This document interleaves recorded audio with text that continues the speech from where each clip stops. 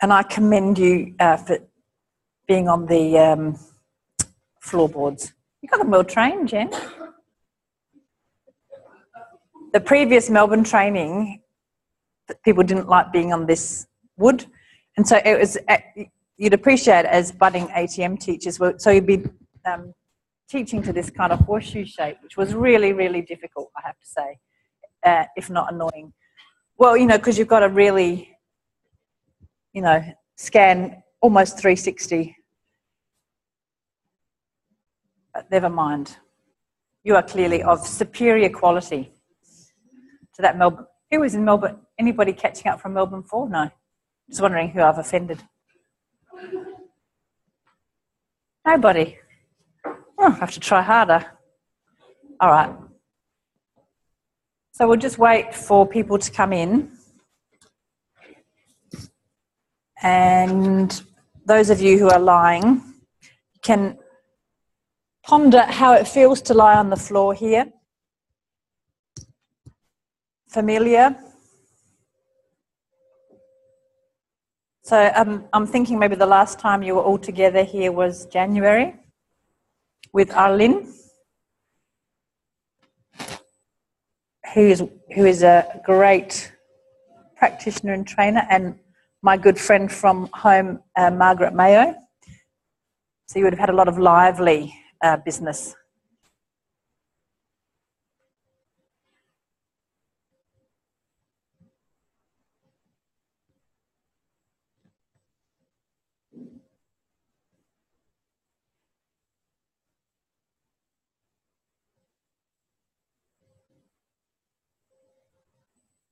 So in this segment, we're going to be talking a lot about tonus. So tonus can mean a lot of different things, and we will be talking about it, you know, literally tonus in terms of muscle tonus, so skeletal muscle tonus. However, as you're scanning yourself quietly now, maybe you could scan for your emotional tonus. So there might be an underlying, or you could think of it as overlaying, depending. There's sort of a pervasive mood that you might have that is very, that you might experience a lot, or it might be unique to this room. But what's your kind of pervasive background mood, the emotional tonus that you have?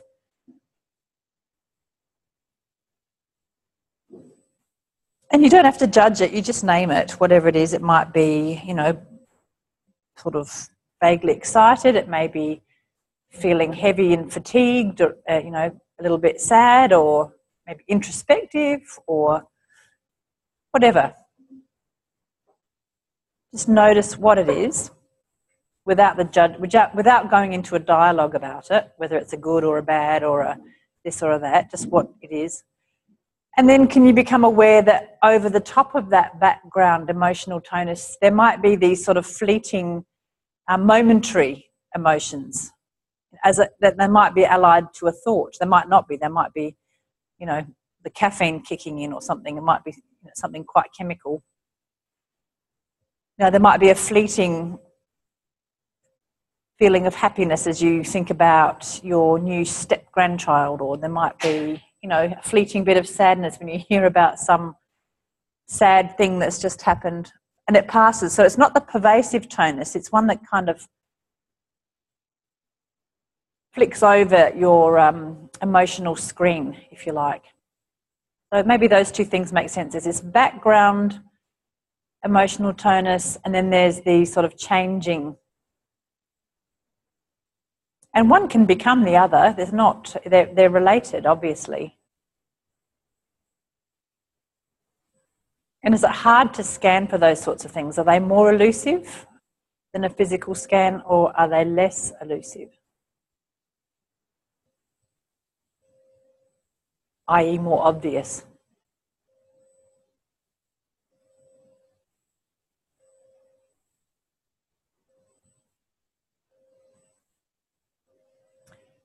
As I said, we're going to talk a lot more about the traditional way, the traditional tonus, the muscular tonus. And there's a lot of things to say about this, about why we're interested in muscular tonus. For my money. It's really the manifestation of the sort of the background tonus in our nervous system, if you like, the background activity and the foreground activity in our nervous system. And we'll be talking a lot about, or experiencing a lot about, how that physical manifestation of tonus is experienced by you personally, but also by your future students. And often it's what we are directing people's attention towards in a scan. So, for example, if I now invite you to notice how your legs are lying, is one leg turned out more than the other, or is one more towards the ceiling? Or is one leg making more contact with the floor than the other leg? These are all scans that in some way are hinting at people becoming familiar with the impact of their muscular tonus. And if that doesn't make sense to you, that's absolutely fine, because that's what the next 12 days are about.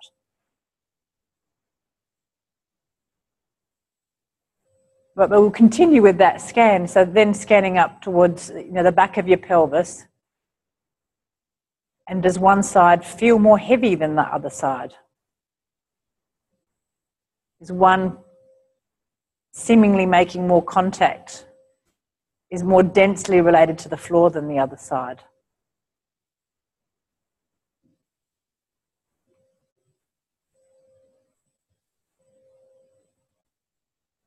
And then again, if we move further up and you sense the lower back relative to the floor and how high it is off the floor, again, this is actually this is a byproduct of, in part, the muscle tonus in your lower back. So I'm just putting all these things out there, just little seeds that we're going to be following up.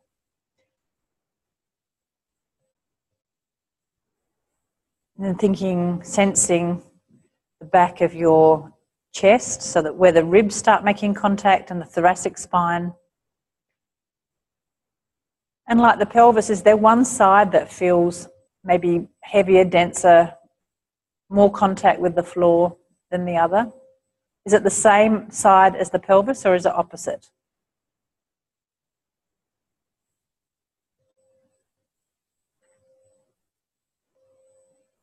And then the space behind the back of the neck, which is somewhat similar to the space behind the lower back. You get a sense of what the lack of contact is there. So that's an odd thing to sense, isn't it? Can you sense how little contact, how high that arch is, how extensive it is? So you're sensing through absence, if you like.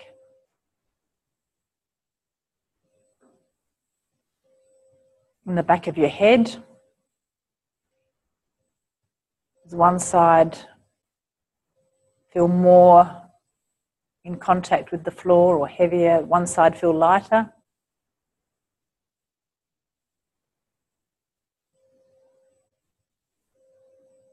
And then finally your arms.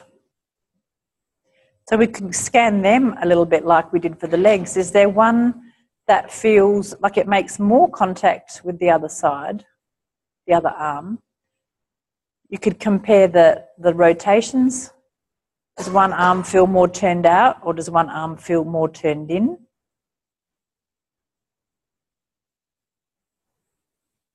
Are your palms on the floor, or are they you're resting on the back of your knuckles? Are you resting on the side of your hands?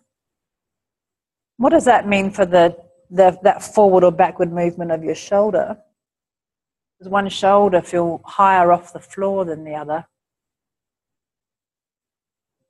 Conversely, does one shoulder feel closer to the floor than the other? And these are distinctions that I gather from your feedback. You explored a lot in the last segment, this relationship between where the front of the shoulder is and the rotation down through the arm and the forearm.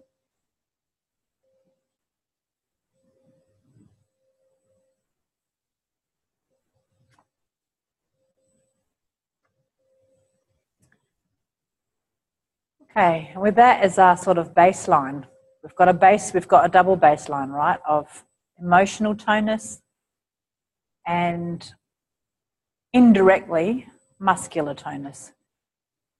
We'll put that to one side, and could you please slowly roll over onto your right side?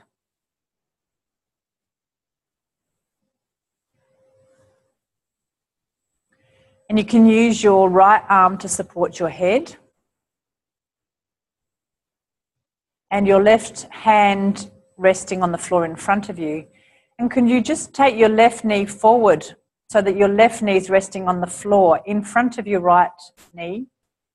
Yep, so that your left foot is also on the floor. And find somewhere that's comfortable. If you need some padding, go ahead. Your left hand is on the floor. Left hand's on the floor. Yep.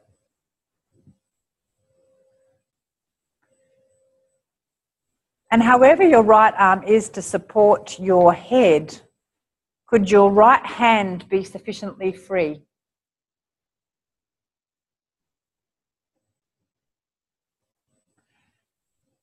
And could you imagine kind of reposing here? It's kind of it's not an invitation to sleep. That would be, Sunday morning sleep is beyond Nana. Nana sleeps for the afternoon. Find a way where you can bring your left shoulder a little bit forward and back again. Tiny, tiny movement. A little bit forward and then back.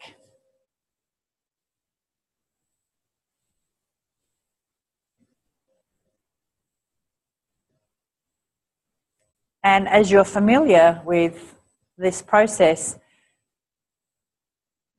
you know that your attention will almost definitely have gone to that kind of focal attention, that really directed attention of what you think that shoulder is and what forward means. And now can you kind of loosen your grasp on that focal attention and let it diffuse out so that maybe your definition of shoulder can soften a little bit and your definition of forward can soften a little bit. And you start to think about the bits around the shoulder. That's a technical thing, the bits. Maybe you haven't done the bits in anatomy, but I know you have. Clavicle, shoulder girdle, thoracic spine, ribs, and everything in between. Further down, pelvis. And allow your attention to broaden even more so that it's now not just the movement of the bits, but that you can be confident that this movement doesn't happen at the expense of your breathing. That your breathing can remain unconcerned, unattached. These two functions are occurring in the same being, but they don't compromise each other.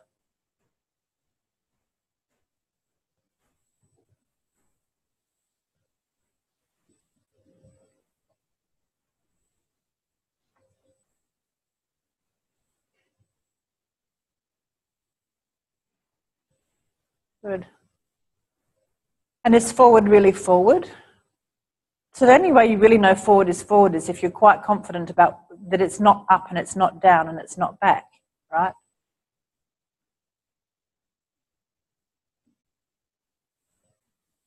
So are you confident that it's forward? Forward is forward. And now continue with that idea of that movement, but slide your left hand a little bit so that the whole forearm is resting on the floor. So the elbow and the whole forearm. And now just go back and forth a little bit and just notice, what did you have to do in yourself to bring your forearm down so that it's not just a flopping down, but that you're aware of what you adjusted to allow that to happen, right?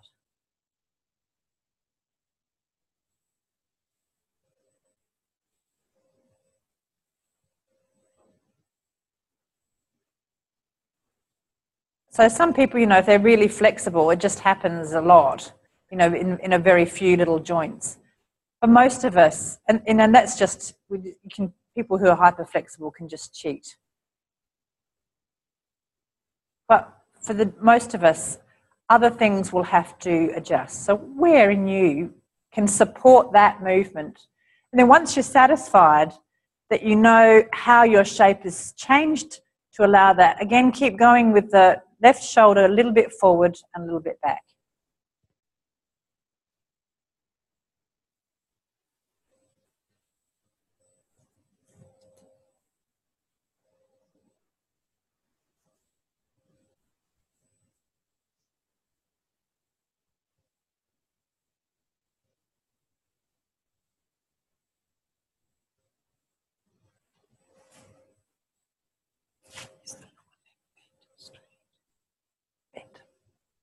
Just enough to be stable. Yes. Okay, and now when you continue with the shoulder going forward and back, you're going to start making a tiny movement with your right hand. So remember I asked that your right hand, whatever position it was in, that it's free to move. And it's a very simple movement of bringing the pads of your fingers and the thumbs towards each other and away. So they kind of close and open. So it's not making a fist, it's not curling the fingers, it's bringing the pads of all four fingers towards each other and the thumb.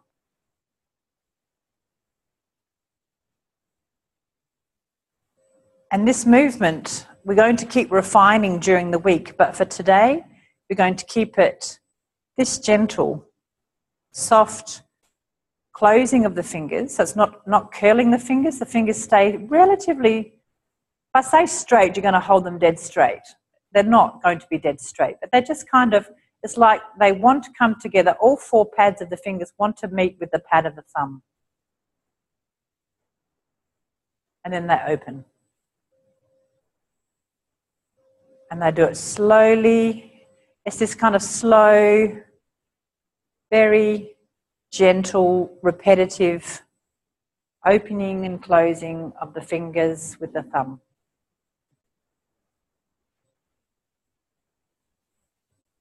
Now there's a reason for keeping it slow and gentle, because you're going to keep, I've used the word repetitively advisedly, so if you're going to do it hard, you're going to get fatigue in your forearm. So make it soft, gentle. It's not full range. It's this tendency of a movement. That's it. Good. Now, while you're concentrating on the right hand gently opening and closing, what happened to the movement of the left shoulder? And if it stopped, can you re-establish and keep going with these two movements?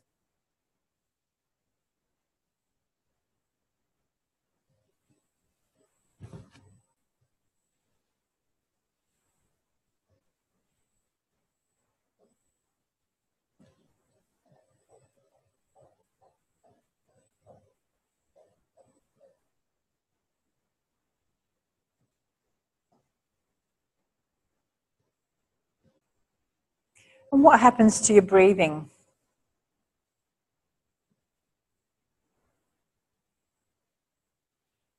As your fingers gently close, or in the direction of closing, in the direction of opening, and the shoulders going a little bit forward and a little bit back.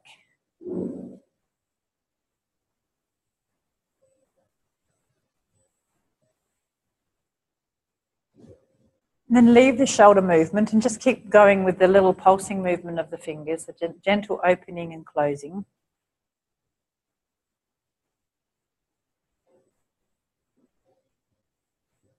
Just pay attention to that movement again without the shoulder movement, and start noticing whether it has any relationship or not to your breathing.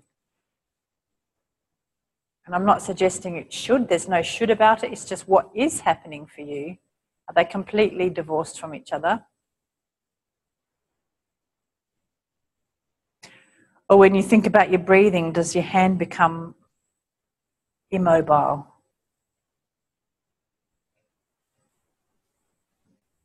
Now, as budding ATM teachers, you'll appreciate this is a great lesson, because you can really see people's attention because their hand will stop. Oh dear, it's right, we're marking it down. We've got little time charts. How many times you forget to keep your hand going?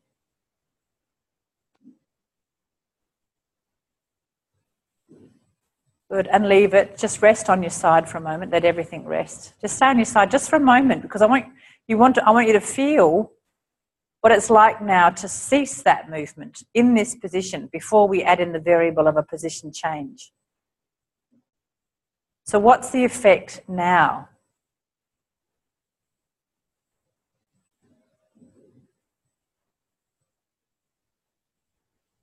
Now slowly roll onto your back and sense the influence of these movements in a more familiar position,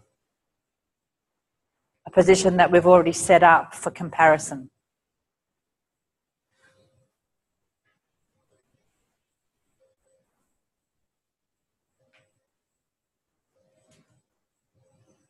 And you can take your time to scan through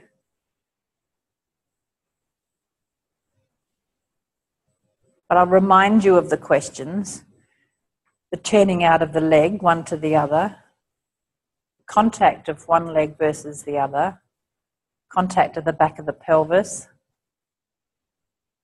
the lumbar spine, back of the chest, back of the neck, the head, the shoulders, the turning of the arm, position of the hands, comparing one side to the other.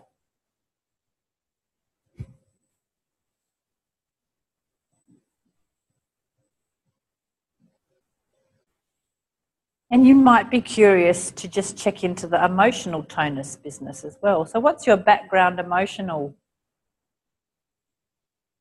trait? Tray.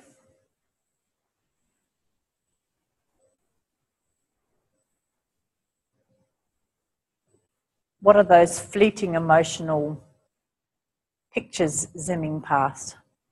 They're different?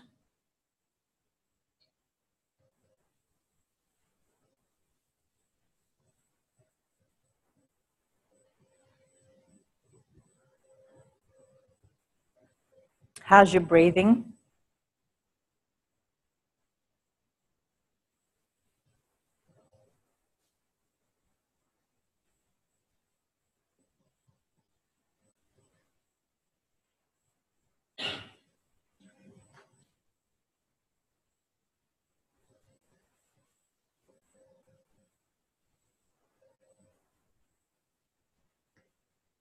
Okay, good. Roll over onto your right side again. Same position, so that your right arm is somewhere supporting your head. Your hand is free. Now you know why it needs to be free.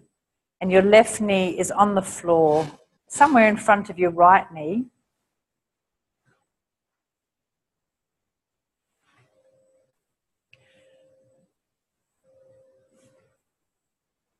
And begin again this gentle movement, the smallest movement that you need to do for it to be clear that your fingers are somewhat closing and somewhat opening, with this idea of the pads, not the tips, but the pads, all coming together and moving away. Now, if you're doing it with the pads on the floor, your brain will get very busy with the floor. If you can block out the sensation of the floor, that's okay, but just know that you'll be exciting some sensory pathways around tactile discrimination, which might be a little bit, distracting. So if you can, if it's too hard to turn your hand so that your fingers can be free of the floor, it's not a deal breaker, but just know that it will be exciting something a little bit different if your fingers are dragging on the floor. Okay, good. Now keep going with that movement. Unless I say so, that movement is now the background move. It's going to keep going. So again, make your choice wisely. How small can it be so that it doesn't become a big demand locally in your forearm, that it's sustainable. So how do you choose for sustainability? Now there's a political question. The answer is in moderation, right? It's not as much as you can eat or as much as you can do. And now, as that movement continues, think about first and then try lifting your left knee a little tiny bit. Now, why I say think first is, what's your idea of the movement? And notice what the idea is first. Where did your thinking take your attention? Was it right? Probably not. Then go ahead. So your foot can stay on the floor, and that will help keep this move tiny as it needs to be. And what happens to the movement of the hand?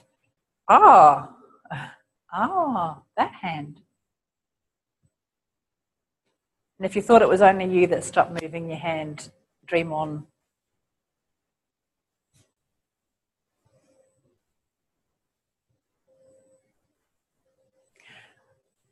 And again, what else is happening in you that allows your left knee to lift off the floor?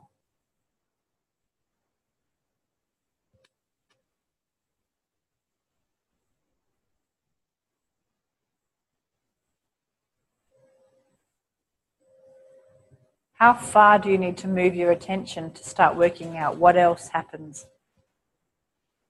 for you under your left foot, in your left hip, in the right hip, in the small of your back? Obviously there's a pelvis in between the hip and the small of your back. But nothing happens in the pelvis, right? Otherwise you'd have a bit of a drama. What's happening in your rib cage, your left arm, shoulder girdle, head, eyes. And of course you're breathing, always breathing.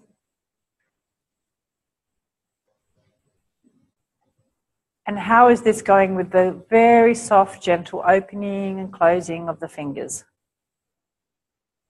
And do you time the lift somehow with the timing of the opening and closing of the fingers? So there's this quite marvellous thing that the brain does. It entrains, E-N trains. So it will entrain rhythm, entrain movement to rhythm. So is that how you're managing this? That you have somehow entrained the rhythm of the hand to the rhythm of the knee lift, or not? Maybe not. Or the rhythm of the breathing. And of course, in Feldenkrais style, we like to mix it up. We like to decouple these entrainments.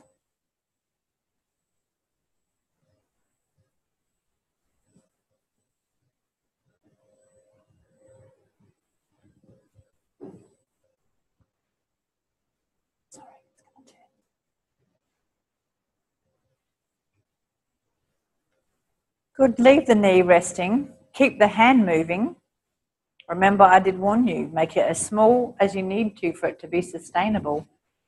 And now think, and I'm using the word deliberately again, that your head is going to turn to allow you to look towards the ceiling. Think it first. And does even the thinking of it influence or change or interfere with the opening and the closing of your hand?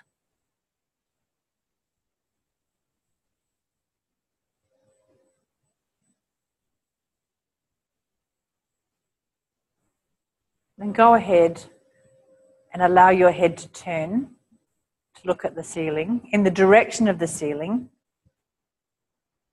and the pulsing of the hand continues. Gentle opening, gentle closing, sustainable, rhythmic, soft. And is your breathing influenced by the turning of the head?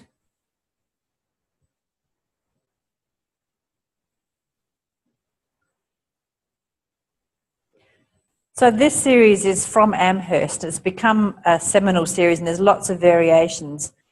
But in this, he's really, really, really hammering this idea about when we go to do a movement.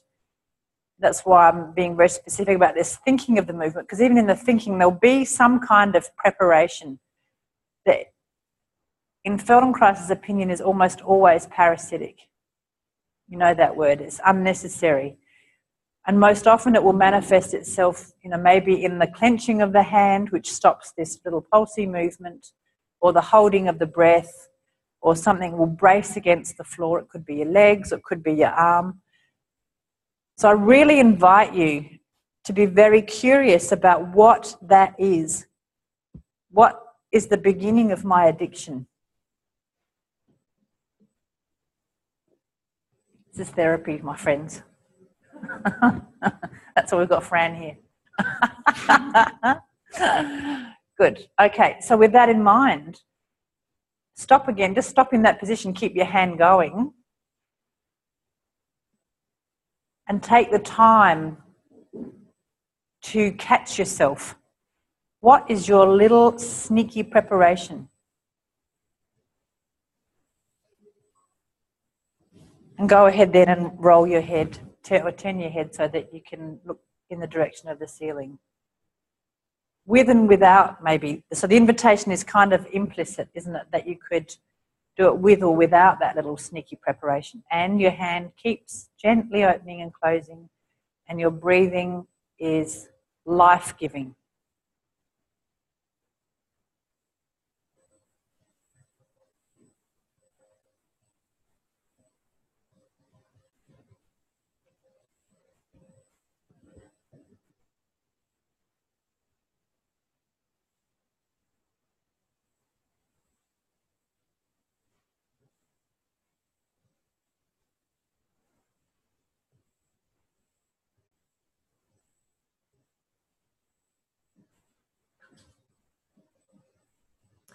Let your head rest and keep with the hand, slowly, gently.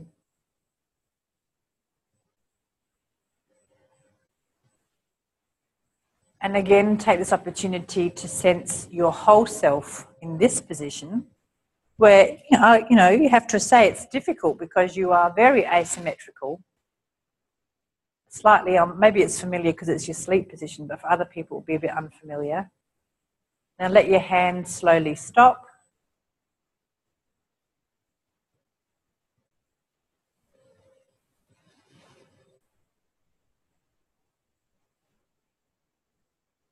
And what's the influence of the cessation?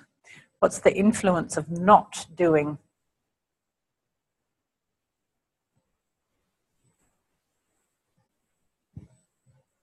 Now very gently, very slowly roll onto your back so that you don't lose yourself.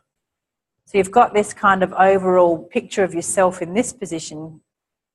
Can you maintain that vigilance, that spread attention, while you slowly roll onto your back? And there'll be some familiar things in this rolling back, right? The head turning and the knee lifting.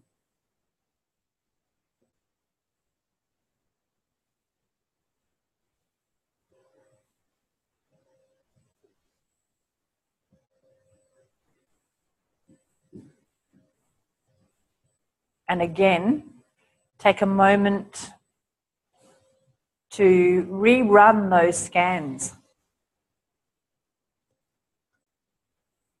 What's the state of tone? What did you go to? Did you go to the muscle tonus things or the emotional tone things?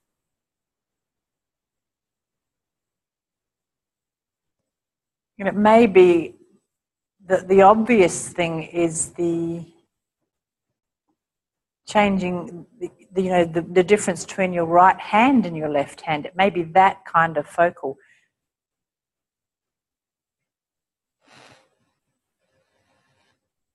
It wouldn't be the majority, but there certainly are some people in the rooms who have their hands in actually asymmetrical positions, which is perfectly fine. Because that might be the way they landed. You could compare the whole right arm with the whole left arm. Up to you. It's a checking in, right? It's this tracking.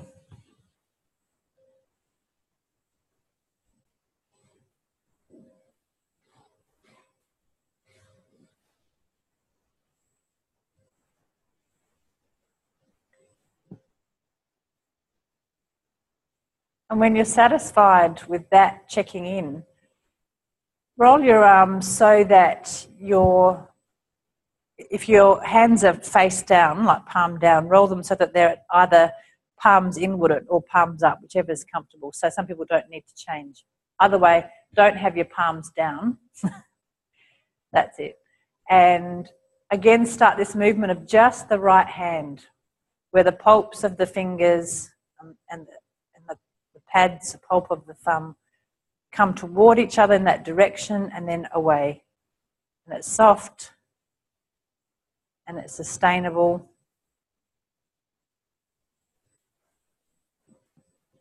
And what's it like in this position?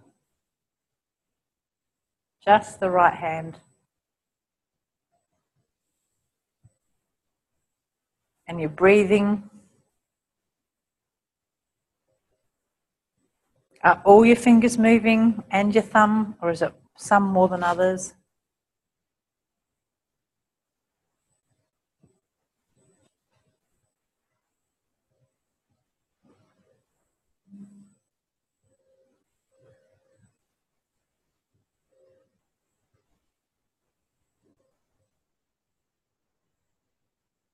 And as you do it, could you pay attention to the whole right arm and the whole left arm, the right shoulder blade, the left shoulder blade, how they're lying on the floor?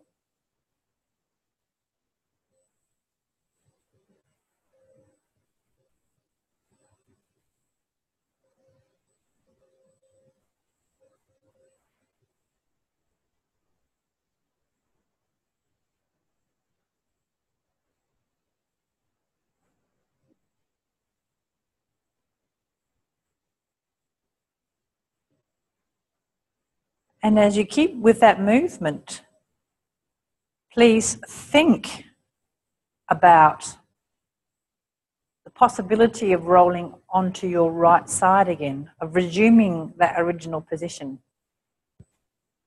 And again, keep thinking more and more clearly until you start to feel when the doing starts and where does it start. This is incredibly sophisticated deconstruction, if you like. So it's worth taking some time.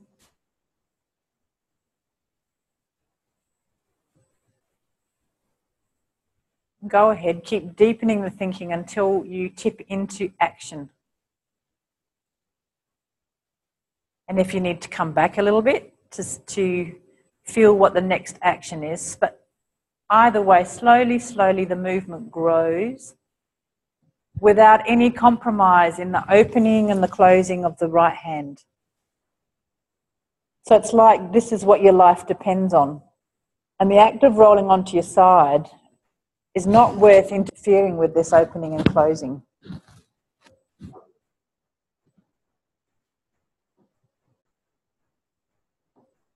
That is your sole raison d'etre. All you have to take care of.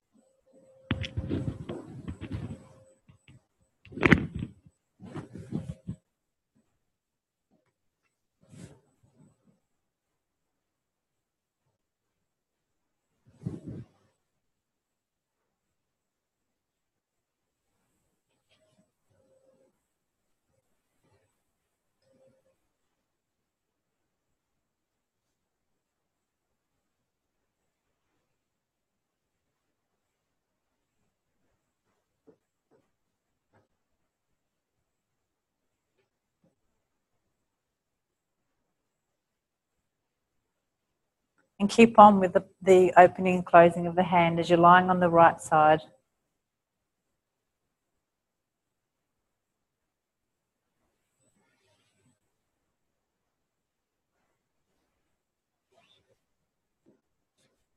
And after you've paused there for a moment, did you do the sequence of rolling over so clearly that you could actually reverse it?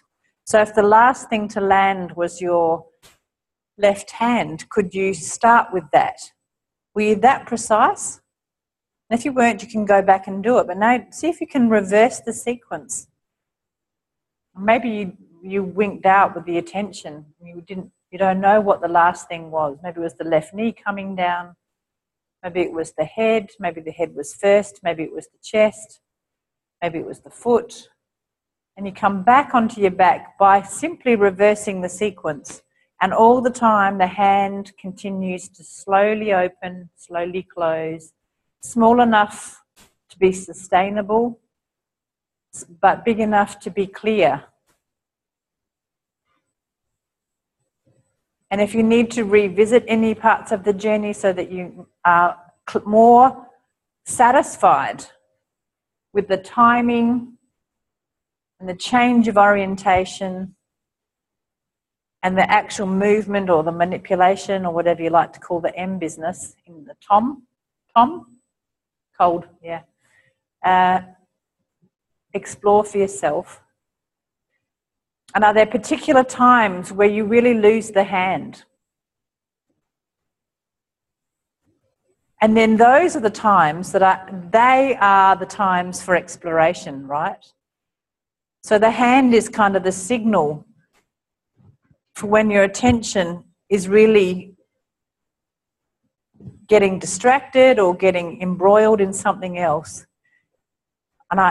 So therefore that's an invitation, right? That time when you lose your hand is an invitation to really explore that, because there's something intriguing about that part of the sequence where you lose your hand. And you could do the same thing with, you've done this a million times watching your breathing, right? Notice that your hand is breathing as well. You've got breathing lungs, you've got a breathing hand. There is no limit to the demands that this devious Moshe Feldenkrais could go to excite your nervous system.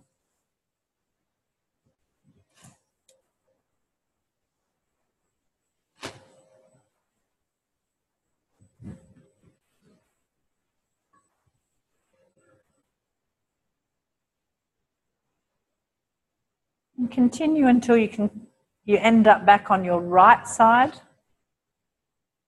and you have some level of satisfaction that no matter what body part, in a general, I'm not talking about real specifics like what did your hyoid bone do, but, generally you could track your major body parts at any given time in that sequence. You kind of know where you are. You could be a little bit satisfied with that and rest on your right side. And your hand continues to open and close.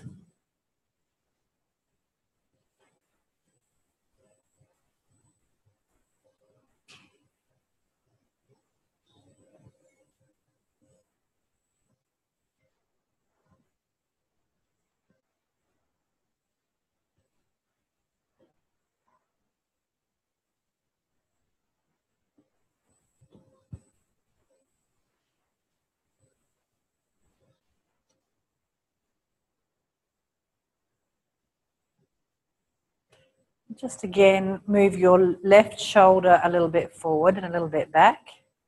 How is that now?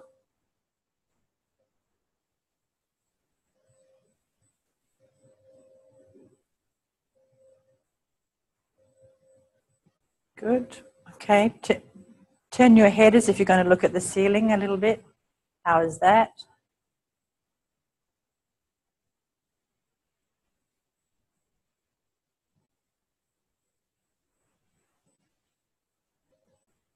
Lift your knee, left knee a little off the floor, and back.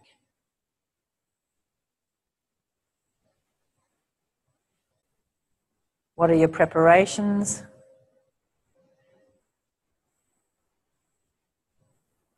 And the hand continues to open and close. And those ideas keep occurring gently, gently, and you roll slowly onto your back and rest. Take a full rest in lying, and your hand can become still once you are lying on your back.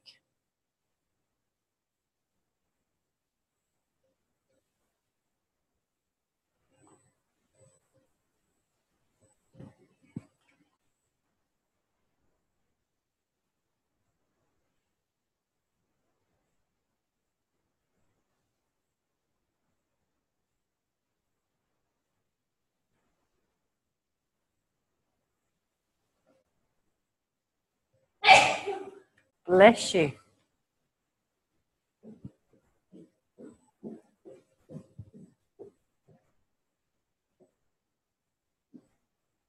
And again, the invitation is there to compare left and right.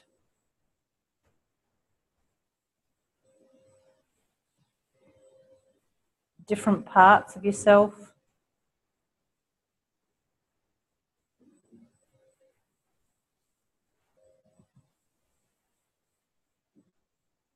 The emotional tonus, the muscular tonus.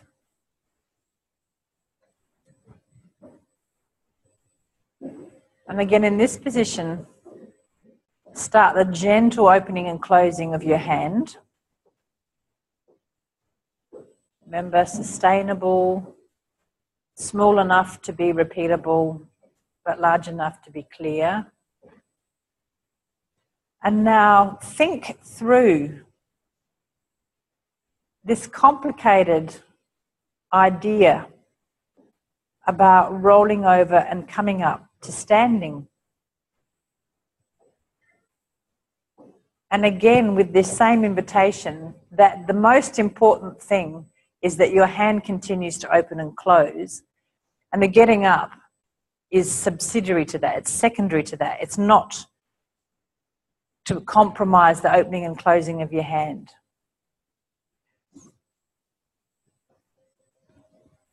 Plot it out. And when you're satisfied with the plotting, start strengthening the thought until it becomes a felt action. And again, you know what's going to happen, so you might as well do it right from the start, paying enough attention to the sequence, because when you come up to standing in that sequence, you know you're going to come back down to lying in that sequence. So now, having learnt that, is that going to help you to be even more attentive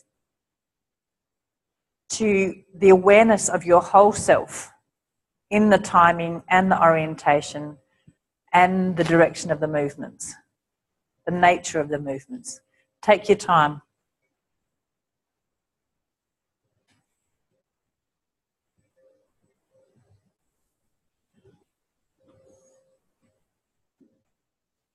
And the hand keeps moving, and the breath keeps entering and leaving.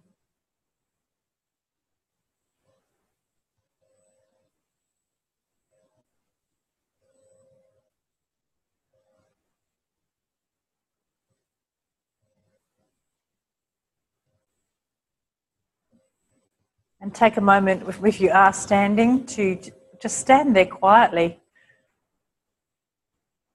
There's a lot to pay attention to.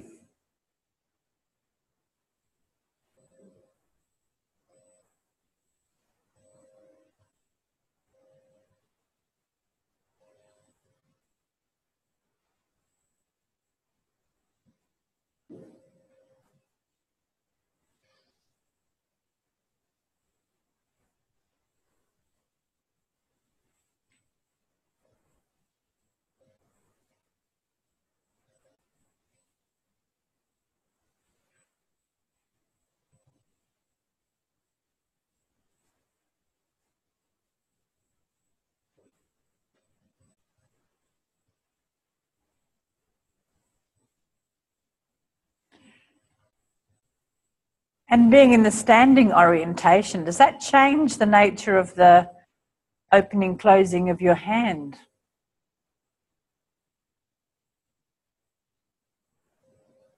Does it sort of invite other possibilities? Is it, we are often standing when our hand is functional, our hands often aren't that functional when we're lying. So does this different position, can you kind of catch yourself having a different sense of agency, if you like? So what's your sense of the purpose of the hand in standing compared to lying? That might not make any sense at all. It doesn't matter if it doesn't, but I'm noticing a change in the quality of your hand, the movement in standing. And it hadn't occurred to me when I was just reading through this last night that that was going to happen. Who knew? The nervous system. Okay, so just see if you can catch that or not. It doesn't matter.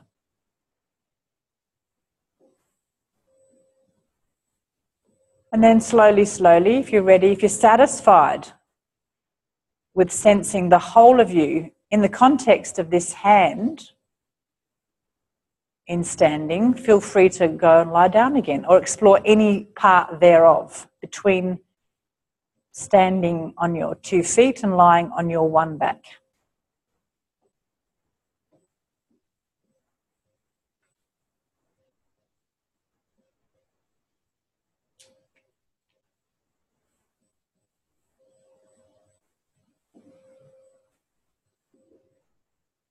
Down. Yep. And the hand keeps opening and closing.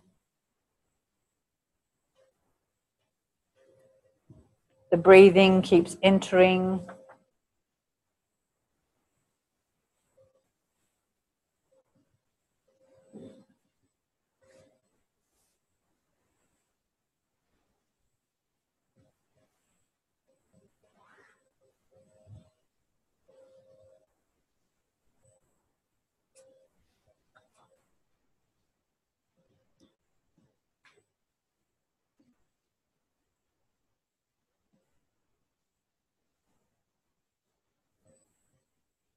And you're lying on your back if you want to.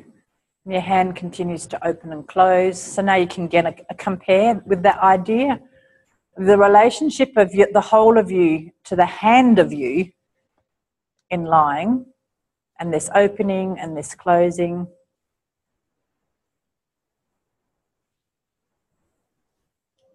And this attention that you have to divide between the whole of you and the hand of you. But that has to be soft, right? You know, it can't be like this steely grip of attention. How do you find this kind of compromise? And quietly let the movement of the hand slowly, slowly dwindle. Spend a few moments lying on your back with no movement. It's like the movement becomes just almost an echo. It just slowly fades away. And there's this sort of shadow echo of the movement.